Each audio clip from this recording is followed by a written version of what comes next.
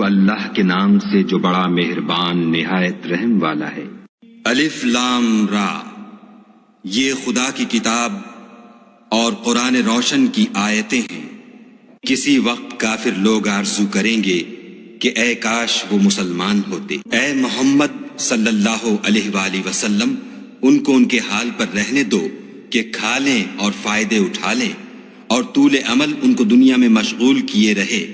ان قریب ان کو اس کا انجام معلوم ہو جائے گا۔ اور ہم نے کوئی بستی ہلاک نہیں کی مگر اس کا وقت مرقوم و معین تھا۔ کوئی جماعت اپنی مدت وفات سے نہ آگے نکل سکتی ہے نہ پیچھے رہ سکتی ہے۔ اور کفار کہتے ہیں کہ اے شخص جس پر نصیحت کی کتاب نازل ہوئی ہے، تو دیوانہ ہے۔ اگر تو سچا ہے تو ہمارے پاس فرشتوں کو کیوں نہیں لے آتا؟ کہہ دو ہم فرشتوں کو نازل نہیں کیا کرتے مگر حق کے ساتھ، اور اس وقت ان کو مہلت نہیں ملتی۔ بے شک یہ کتاب نصیحت ہم ہی نے اتاری ہے اور ہم ہی اس کے نگہبان ہیں۔ اور ہم نے تم سے پہلے لوگوں میں بھی پیغمبر بھیجے تھے، اور ان کے پاس کوئی پیغمبر نہیں آتا تھا مگر وہ اس کے ساتھ استہزاء کرتے تھے۔ اس طرح ہم اس تکذیب و ضلال کو گناہ گاروں کے دلوں میں داخل کر دیتے ہیں، سو وہ اس پر ایمان نہیں لاتے، اور پہلوں کی روش بھی یہی رہی ہے۔ اور اگر ہم آسمان کا کوئی دروازہ ان پر کھول دیں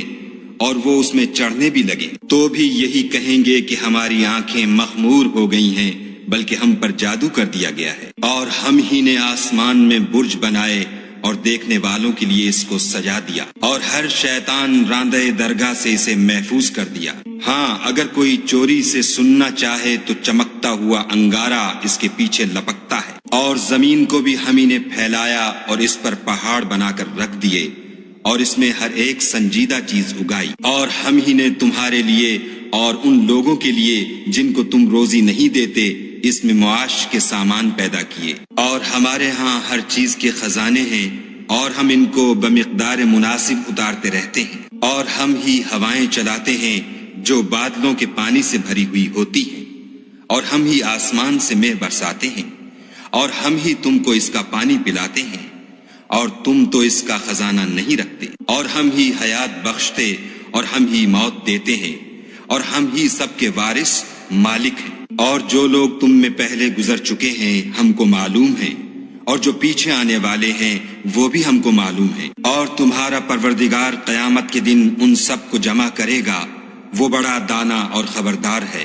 اور ہم نے انسان کو کھنکھناتے سڑے ہوئے گارے سے پیدا کیا ہے، اور جنوں کو اس سے بھی پہلے بے دھوئیں کی آگ سے پیدا کیا تھا۔ اور جب تمہارے پروردگار نے فرشتوں سے فرمایا کہ میں کھنکھناتے سڑے ہوئے گارے سے ایک بشر بنانے والا ہوں، جب اس کو صورت انسانیہ میں درست کر لوں اور اس میں اپنی بے بہا چیز یعنی روح پھونک دوں تو اس کے آگے سجدے میں گر پڑنا۔ تو فرشتے تو سب کے سب سجدے میں گر پڑے مگر شیطان کہ اس نے سجدہ کرنے والوں کے ساتھ ہونے سے انکار کیا۔ خدا نے فرمایا کہ ابلیس تجھے کیا ہوا ہے کہ تو سجدہ کرنے والوں میں شامل نہ ہوا؟ اس نے کہا میں ایسا نہیں ہوں کہ انسان کو جس کو تو نے کھنکھناتے سڑے ہوئے گارے سے بنایا ہے سجدہ کروں۔ خدا نے فرمایا یہاں سے نکل جا، تو مردود ہے، اور تجھ پر قیامت کے دن تک لعنت برسے گی۔ اس نے کہا کہ پروردگار مجھے اس دن تک مہلت دے جب لوگ مرنے کے بعد زندہ کیے جائیں گے۔ فرمایا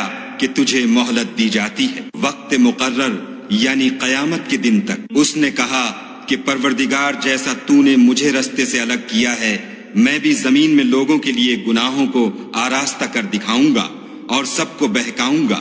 ہاں ان میں جو تیرے مخلص بندے ہیں ان پر قابو چلنا مشکل ہے۔ خدا نے فرمایا کہ مجھ تک پہنچنے کا یہی سیدھا رستہ ہے۔ جو میرے مخلص بندے ہیں ان پر تجھے کچھ قدرت نہیں کہ ان کو گناہ میں ڈال سکے، ہاں بدراہوں میں سے جو تیرے پیچھے چل پڑے۔ اور ان سب کے وعدے کی جگہ جہنم ہے، اس کے 7 دروازے ہیں، ہر ایک دروازے کے لیے ان میں سے جماعتیں تقسیم کر دی گئی ہیں۔ جو متقی ہیں وہ باغوں اور چشموں میں ہوں گے، ان سے کہا جائے گا کہ ان میں سلامتی اور خاطر جمع سے داخل ہو جاؤ، اور ان کے دلوں میں جو کدورت ہوگی ان کو ہم نکال کر صاف کر دیں گے، گویا بھائی بھائی تختوں پر ایک دوسرے کے سامنے بیٹھے ہوئے ہیں، نہ ان کو وہاں کوئی تکلیف پہنچے گی اور نہ وہ وہاں سے نکالے جائیں گے۔ اے پیغمبر صلی اللہ علیہ وآلہ وسلم، میرے بندوں کو بتا دو کہ میں بڑا بخشنے والا اور مہربان ہوں، اور یہ کہ میرا عذاب بھی درد دینے والا عذاب ہے۔ اور ان کو ابراہیم کے مہمانوں کا احوال سنا دو۔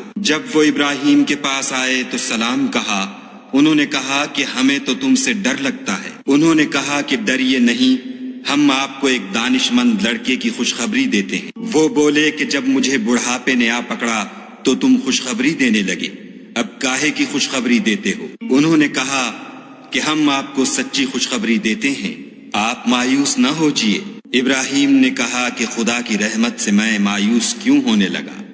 اس سے مایوس ہونا گمراہوں کا کام ہے۔ پھر کہنے لگے کہ فرشتوں تمہیں اور کیا کام ہے؟ انہوں نے کہا کہ ہم ایک گناہ گار قوم کی طرف بھیجے گئے ہیں کہ اس کو عذاب کریں، مگر لوط کے گھر والے کہ ان سب کو ہم بچا لیں گے، البتہ ان کی عورت کہ اس کے لیے ہم نے ٹھہرا دیا ہے کہ وہ پیچھے رہ جائے گی۔ پھر جب فرشتے لوط کے گھر گئے تو لوط نے کہا تم تو ناآشنا سے لوگ ہو۔ وہ بولے کہ نہیں، بلکہ ہم آپ کے پاس وہ چیز لے کر آئے ہیں جس میں لوگ شک کرتے تھے، اور ہم آپ کے پاس یقینی بات لے کر آئے ہیں اور ہم سچ کہتے ہیں۔ تو آپ کچھ رات رہے سے اپنے گھر والوں کو لے نکلیں اور خود ان کے پیچھے چلیں، اور آپ میں سے کوئی شخص پیچھے مڑ کر نہ دیکھے، اور جہاں آپ کو حکم ہو وہاں چلے جائیے۔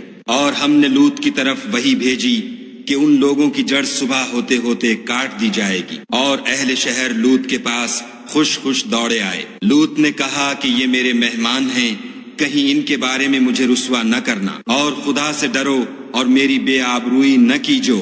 وہ بولے کیا ہم نے تم کو سارے جہان کی حمایت و طرفداری سے منع نہیں کیا؟ انہوں نے کہا کہ اگر تمہیں کرنا ہی ہے تو یہ میری قوم کی لڑکیاں ہیں، ان سے شادی کر لو۔ اے محمد صلی اللہ علیہ وآلہ وسلم، تمہاری جان کی قسم وہ اپنی مستی میں مدہوش ہو رہے تھے، سو ان کو سورج نکلتے نکلتے چنگھاڑ نے آ پکڑا، اور ہم نے اس شہر کو الٹ کر نیچے اوپر کر دیا اور ان پر کھنگر کی پتھریاں برسائیں۔ بے شک اس قصے میں اہل فراست کے لیے نشانی ہے، اور وہ شہر اب تک سیدھے رستے پر موجود ہے۔ بے شک اس میں ایمان لانے والوں کے لیے نشانی ہے، اور بن کے رہنے والے یعنی قوم شعیب کے لوگ بھی گناہ گار تھے، تو ہم نے ان سے بھی بدلہ لیا، اور یہ دونوں شہر کھلے رستے پر موجود ہیں۔ اور وادی ہجر کے رہنے والوں نے بھی پیغمبروں کی تکذیب کی، ہم نے ان کو اپنی نشانیاں دیں اور وہ ان سے منہ پھیرتے رہے، اور وہ پہاڑوں کو تراش تراش کر گھر بناتے تھے